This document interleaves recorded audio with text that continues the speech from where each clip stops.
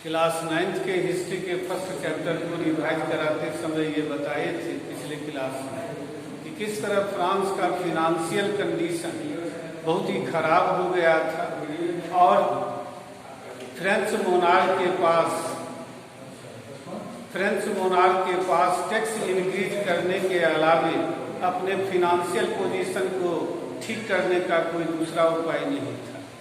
ये भी पिछले क्लास में बताए थे कि फ्रांस में अकेले मोनार्क टैक्स इंक्रीज करने का फैसला नहीं ले सकता था। इसके लिए एक पॉलिटिकल बॉडी होती थी जिसको स्टेट्स जनरल कहा जाता था, जिसमें तीनों सोसाइटी के तीनों स्टेट्स के 1200 जो मेंबर्स मिल करके डिसाइड करते थे कि टैक्स इंक्रीज किया जाए कि नहीं। ये भी बताए थे कि वोटिंग का पैटर्न जो था पहले स्टेट्स वाइज था, प्रत्येक स्टेट के पास 1 वोट होता था। इस तरह तीनों स्टेट के पास 3 वोट्स होते थे और ये 3 वोट्स में से क्लर्जी और नोबिलिटी क्लास के 2 वोट्स सपोर्ट करता था टैक्स इंक्रीज करने का और टैक्स इंक्रीज हो जाता था।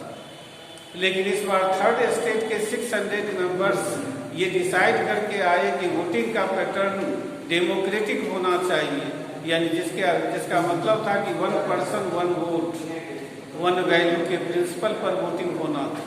लेकिन फ्रेंच मोनार्क इसको एक्सेप्ट नहीं किया, स्वीकार नहीं किया और उसके विरोध में थर्ड स्टेट्स के 600 मेंबर्स स्टेट्स जनरल का बाइकआउट करके बाहर निकल गए और टेनिस कोर्ट में जमा हुए और टेनिस कोर्ट में उन्होंने ये कुछ डिक्लेरेशन किया, कुछ अनाउंसमेंट किया, जिसके अनुसार वे लोग अपने आप को फ्रेंच नेशन का जो स्पोक्समैन डिक्लेयर किए। वही लोग अपने आप को नेशनल असेंबली डिक्लेयर किए। उन लोगों का ऐसा सोचना इसलिए था कि वे मानते थे कि कॉमन पीपल का पॉपुलेशन फ्रांस में 90% है और 90% के लोगों के द्वारा इलेक्टेड है। इस तरह 90% पॉपुलेशन का वे रिप्रेजेंट कर रहे हैं।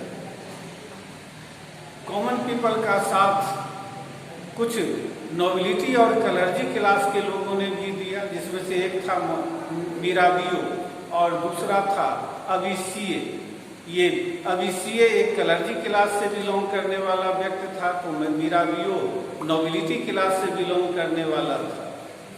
ये मिराबियो का विचार था कि फ्यूडल प्रिविलेज जो है, जो क्लर्जी और नोबिलिटी क्लास को मिला हुआ है, इसको एबोलिश किया जाना चाहिए। अबिसिए भी इस बात को मानता था कि जो कॉमन पीपल का जो ड्यू राइट है वह राइट उसको दिया जाए। उसने एक इन्फ्लुएंशियल पंपलेट भी निकलवाया था, लिखा था उसको, जिसका नाम था what is the third state. जब फ्रांस में थर्ड स्टेट के लोग कॉन्स्टिट्यूशन ड्राफ्ट करने में फ्रांस के लिए बिजी थे, उस समय फ्रांस में उस साल में यानी 1789 में सीवियर विंटर सीजन पर आया था। बहुत ज़्यादा जो है तो ठंड पड़ रही थी और ठंड ज़्यादा पड़ने का मतलब था कि क्रॉप फेल्यूर, यानी कि लेस तो क्रॉप प्रोडक्शन, जिसका मतलब था कि फूड ग्रेन का स्कार्सिटी, और फूड ग्रेन के स्कार्सिटी से जुड़ा हुआ था कि rise of food grain, price rise in food grain के प्राइस में इंक्रीज होना। और नतीजा ये हुआ कि जितना डिमांड था उतना सप्लाई बाजार में फूड ग्रेन का नहीं हो रहा था। स्पेशली जो ब्रेड थे, जो स्टेपल फूड फ्रांस के लोगों का था, उसका सप्लाई जो है तो पर्याप्त मात्रा में नहीं हो रही थी। लोग स्पेशली जो औरतें थी घंटों बेकरी के दुकान के आगे रो में खड़ी रहती थी और अंत में जो बेकर था, जो बेकरी का मालिक था, वह कह देता था कि अब उसके स्टॉक में ब्रेड नहीं है।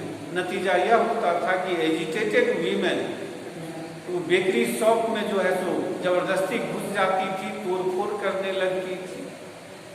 तो इस तरह के बेकरी के दुकान पर दंगे फसाद होने की घटनाएं पूरे फ्रांस में होने लगी।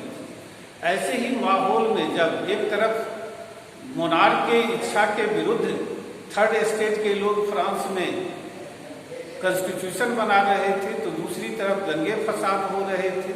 ऐसी स्थिति में यह अफवाह फैली कि फ्रेंच मोनार्क अपने आर्मी को ऑर्डर दिया है कि पेरिस में वह इंटर करे। और जब तो ये अफवाह जब फैली तो कॉमन पीपल के लोगों को लगा कि कॉन्स्टिट्यूशन बनाने के काम को मोनार्क जो है डिस्टर्ब करना चाहता है, रोकना चाहता है। इसलिए वे लोग अपना एक पीपुल्स मिलिशिया बना लिए जिसमें 7,000 को मैन और वीमेन इसके मेंबर थे।